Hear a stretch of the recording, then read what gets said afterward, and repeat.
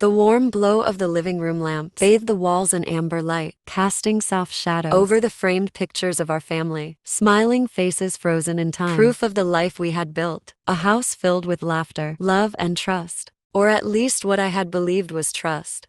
That evening had been like any other. The rhythmic clink of silverware against plates, the low murmur of the television in the background, my wife Rachel, scrolling through her phone absent-mindedly. While I spoke, she nodded in all the right places, but never quite listened. Her fingers ghosted over the screen, her lips curving into the smallest of smirks. Before she glanced at me and quickly masked it. I should have known then. The signs had been there for months. The distant stares, the sudden fixation on her appearance, the late-night work meetings that stretched longer and longer. But I had told myself it was stress, that we were simply going through a rough patch. Our son Daniel was about to graduate and emotions were running high. Then came the messages. It was a small thing, really. A flicker of movement, the glow of her phone screen at just the wrong moment. I happened to glance over as she hastily tilted it away. My heart stilled. But not before I saw it. Adam. A name I had never heard her mention. A name that didn't belong. And beneath it, a message that shattered everything. Can't wait to see you again. Last night was incredible. A slow, suffocating numbness spread through me. My breath hitched. My hands trembled under the weight of betrayal. I forced myself to look at her, at the woman I had shared a life with, and all I saw was a stranger. In that moment, my marriage was over. But I wouldn't rage. I wouldn't confront her in a fit of anger. No, I would wait. I would be patient. Because if betrayal had taught me one thing, it was that revenge was best served cold. I became a ghost in my own home, moving through the motions of a life that no longer felt like mine. I watched. I listened. I documented every betrayal, every whispered phone call, every lingering trace of cologne that didn't belong to me. The lies were everywhere, woven into the fabric of our daily existence. And Rachel, she didn't even bother to hide it anymore. The way she looked at me with pity was the deepest cut of all. As if I were nothing more than a relic of a life she had already left behind. As if my love, my devotion had become an inconvenience. But I stayed silent. I played the fool, watching her weave her web of deceit, knowing that every thread she spun would soon become her noose. Then came the final blow. The morning of Daniel's graduation, as I passed by the bathroom, I heard her voice soft, intimate, filled with anticipation. I can't wait to see you today. You'll be there, right? I want you to meet my son. A slow, seething rage coiled around my ribs, squeezing the breath from my lungs. She wanted her lover there, at our son's graduation. She wanted to parade him around, to flaunt him in front of me as if I were nothing, as if I didn't exist. They thought they had won.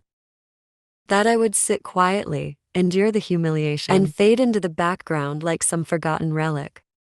They were wrong. I wasn't going to confront them.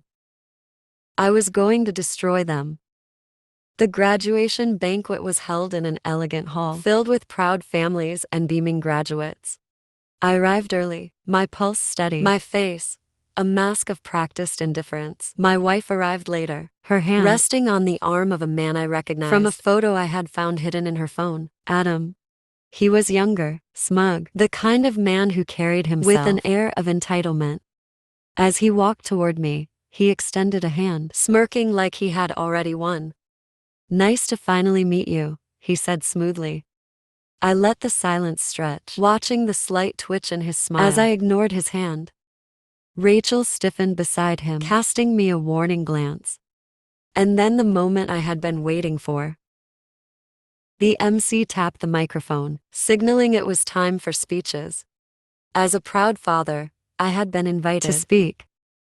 I walked up to the stage, my heart pounding, not from nerves, but from the anticipation of the bomb I was about to drop. I cleared my throat, looking out at the crowd. My son sat in the front row, his eyes shining with pride. He had no idea what was about to unfold. I want to thank everyone for being here tonight. I began, my voice steady. This is a momentous occasion, not just for our children, but for us as parents. We have supported them, nurtured them, sacrificed for them. My gaze flickered to Rachel and Adam, and I let my smile widen. And in the spirit of honesty, I think today is the perfect day to celebrate not just academic achievements, but also personal revelations. The room shifted uneasily, sensing something off in my tone. You see, I continued, this graduation isn't just a milestone for my son. It's a milestone for me. Because today I get to finally remove the dead weight I've been carrying. Murmurs ripple through the audience. I turned to Rachel, my voice razor sharp. Rachel, my loving wife, has spent the last year having an affair with the man sitting right there. I pointed at Adam, whose face drained of color. Gasps echoed in the hall. And tonight, I'd like to give her the freedom she clearly desires. I pulled a thick envelope from my jacket. Divorce papers already signed. I dropped them onto the table in front of her. Congratulations, sweetheart. You're finally free. The hall erupted.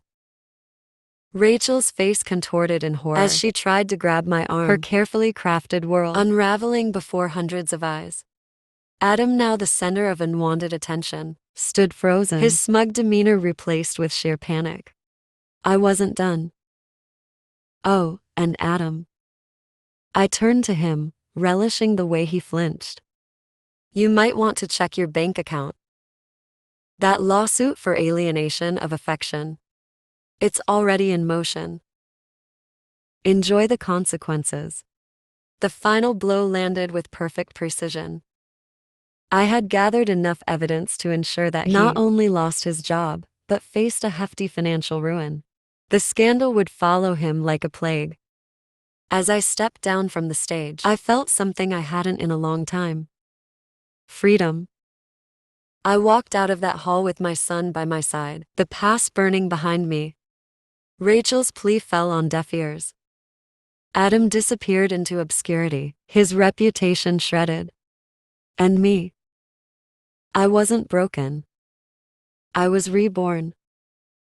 Some betrayals don't break us, they build us into something stronger.